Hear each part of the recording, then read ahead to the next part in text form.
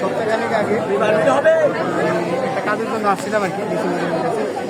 ওইখানে আমি স্কুলের ছাত্রছাত্রীদেরকে দেখছি তোমার একটা আবেদন নিয়ে আসছে। তো ওদের আবেদনের ব্যাপারে আমি আসলে আগে থেকেই জানতাম, এই জন্য আমি ওদেরকে ডাকি এবং ওদের সাথে কথা বলি। সেটা আমরা এডিসি স্যারের মাধ্যমে জেলা শিক্ষা অফিসে ওদের আবেদনটা জমা দিই। প্রধান শিক্ষকের ব্যাপারে যে অভিযোগ ছিল সেই অভিযোগগুলো আমরা জমা দিই আপনার জেলা শিক্ষা অফিসে, এবং তারই পরিপ্রেক্ষিতে একটা তদন্ত কমিটি করা হয়।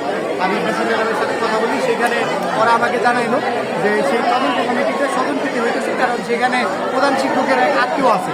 তো তাৎক্ষণিক আমি ডিসি ম্যাডামকে বললাম, সে তাৎক্ষণিক তাকে ওইখান থেকে সরাইয়া এবং আরেকটা সুস্থ তদন্ত কমিটি গঠন করে। সেই তদন্ত কমিটি 3 দিনের একটা সময় নেয় এবং 3 দিনের সময়ের আজকে শেষ দিন ছিল, এবং তারা একটা তদন্ত প্রতিবেদন জমা দেয়, যেখানে জেকে স্কুলের যে ছাত্রছাত্রীরা যে অভিযোগ করেছে সেই অভিযোগের যে সত্যতা সেটা সেখানে পাওয়া গেছে।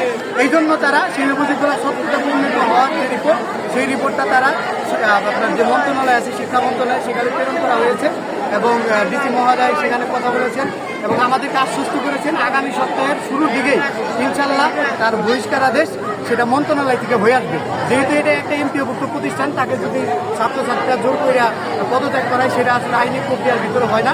এই জন্য সেটা আইনি প্রক্রিয়ার ভিতরে হওয়ার জন্য মন্ত্রণালয় থেকে সময় সাপেক্ষ, সেটা আগামী সপ্তাহের ভিতরে হয়ে যাবে। এটা আমাদেরকে ডিসি ম্যাডাম আশ্বস্ত করেছেন এবং তিনি আমাদেরকে জানিয়েছেন যে ওই শিক্ষক আগামীকাল থেকে ওনার পরিবারের কেউ আর স্কুলে যেতে পারবে না, এবং যদি যায় তাহলে ছাত্ররা আমাদেরকে বলেছে যে তাদের পক্ষ থেকে তারা প্রতিহত করবে।